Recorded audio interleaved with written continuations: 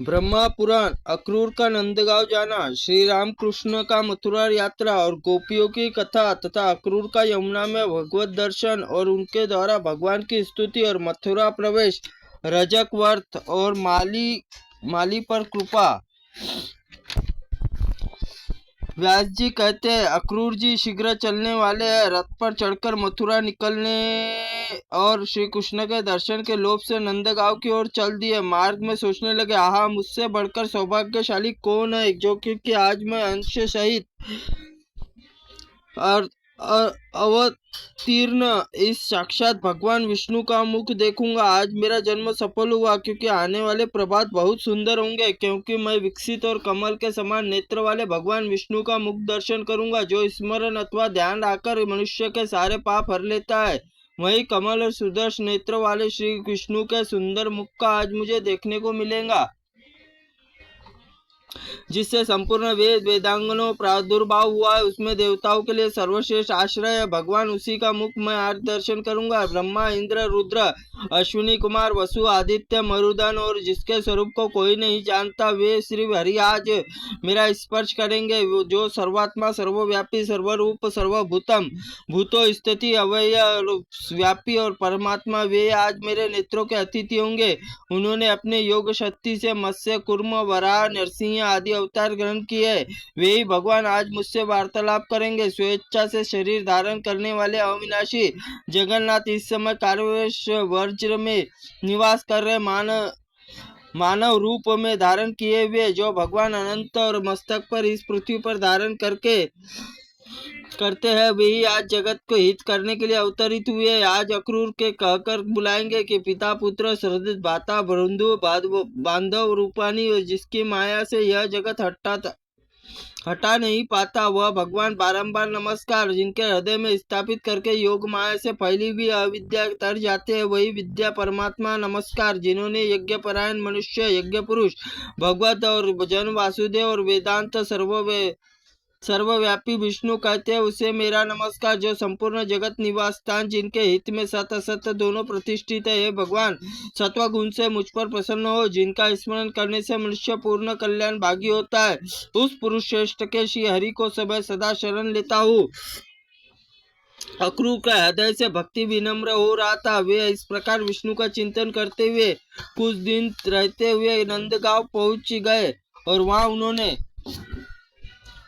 भगवान श्री कृष्ण को उस स्थान पर देखा जहाँ गांव वे दूध ही जा रही थी। वो वे बछड़ों के बीच खड़े थे और श्री राम अंग विकसित नील कमल के आभा से सुशोभित हुए थे। नेत्र खिगले हुए कमल की शोभा धारण किए हुए थे। वक्षस्थल वत्स्य चिन्ह दिखाई दे रहा था। बड़ी बड़ी बाहें और चौड़ी चौड़ी उभरी हुई छाती, उससे नासिका विलास युक्त मुस्कान और सुशोभित मुख, लाल से लाल नखर, शरीर पर पीताम्बर, गले में जंगली पुष्पों के हार और हमारे स्निग्ध नील लता और कानों में श्वेत कमल पुक्ष आभूषण, यहीं पर उनकी झांकी थी। वे दोनों चरण भूमि पर विराजमान थे। श्री कृष्ण दर्शन करने के बाद अक्रूर जी, यही दुष्टि इंदु नंदन बलभद्र जी हंस पड़ी, और जो हंसकर चंद्रमा के कुंद के समान गौरवपूर्ण उनके शरीर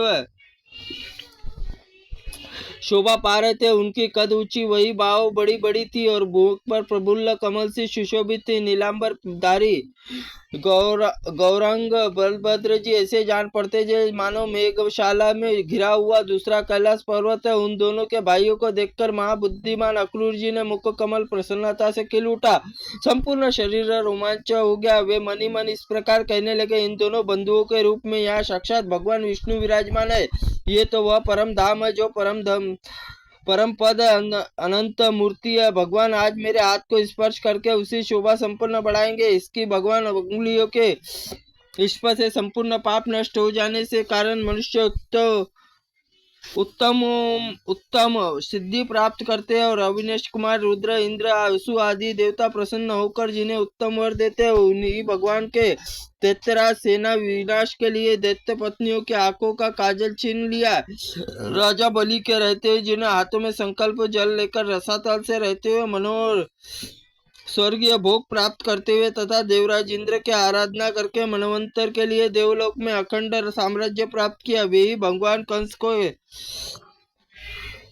साथ रहने के कारण निर्दोष होते हुए भी दोष पात्र बने हुए हैं। मुझ अक्रूर का क्या आदर न करेंगे, क्योंकि वे साधु पुरुष बृहस्पति है, उनके जन्म का धिक्कार है। भगवान श्री हरि ज्ञान स्वरूप परिपूर्ण सत्व के पुंज है और यह सब इस प्रकार से दोषों से रहित है, अव्यक्त समस्त प्राणियों के विराजमान है। जगत में कौन ऐसी वस्तु है जो उन्हें ज्ञात न हो।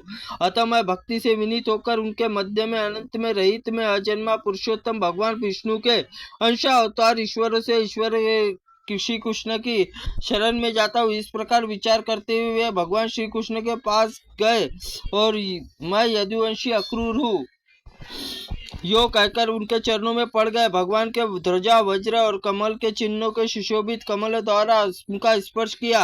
उन्होंने खींचकर प्रेम पूर्वक गाढ़ आलिंगन किया। फिर उन्होंने बलराम श्री कृष्ण से बातचीत की, उनके साथ अपने भवन को ले चले और परस्पर प्रणाम करके अक्रूर जी ने दोनों भाइयों को साथ बैठकर भोजन किया। यथा योग्य सब बातें निवेदन की और दुरात्मा दानव कंस ने वसुदेव देवकी को जिस प्रकार धमकाया, उग्रसेन ने जैसा बर्ताव किया, वैसे ही उस उद्देश्य कंस ने वज्र भेजा था, वह सब विस्तार के साथ कह सुनाया। सुनकर भगवान श्री कृष्ण ने ये सब बातें मुझे ज्ञात है, इस विषय में जो उचित कर्तव्य है वह मैं करूंगा, आप अन्यथा विचार न करें। कंस मारा गया समझो, मैं बलराम सहित कल आपके मथुरा चलूंगा। बूढ़े बूढ़े गोप भेंट बहुत सी सामग्री लेकर जाएंगे। वीर किसी प्रकार की चिंता न करो, आराम से यहाँ रात बिताओ।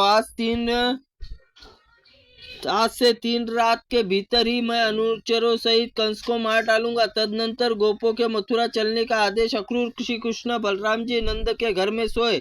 सवेरा होने पर महाबली राम और श्री कृष्ण अक्रूर के साथ मथुरा जाने के लिए तैयार हो गए। यह देखकर गोपियों के नेत्रों में आंसू आए। चिंता से इतने दुर्लभ हो गए कि कंगन और बाजूबंद खिसक कर गिरने लगे।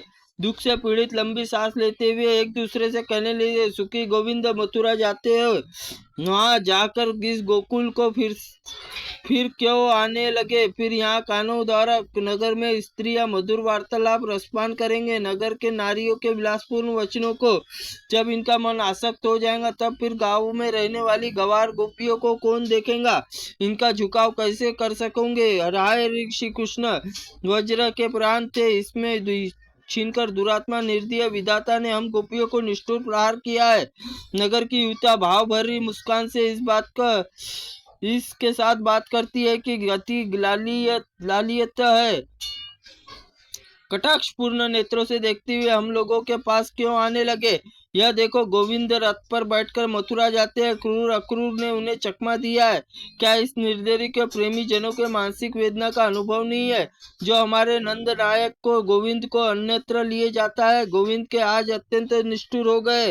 देखो कैसे न बलराम जी के साथ रथ पर बैठकर चले जा रहे। हरि रोकने से शीघ्रता करो। ये क्या कहती हो गुरुजनों, हमारे कुछ बोलना उचित नहीं है। अरे हम तो यो ही बिहेर करके आग में जल रही है, अब न गुरुजन हमारा क्या कर लेंगे। हाय रे नंद बाबा आदि भी जाने के लिए उद्गत हुए और कृष्ण लौटाने का उद्योग नहीं करता। आज मथुरावासी युवतियों के नेत्र रूपी भ्रमण श्री कृष्ण मुख कमल मकरंद पान करेंगे।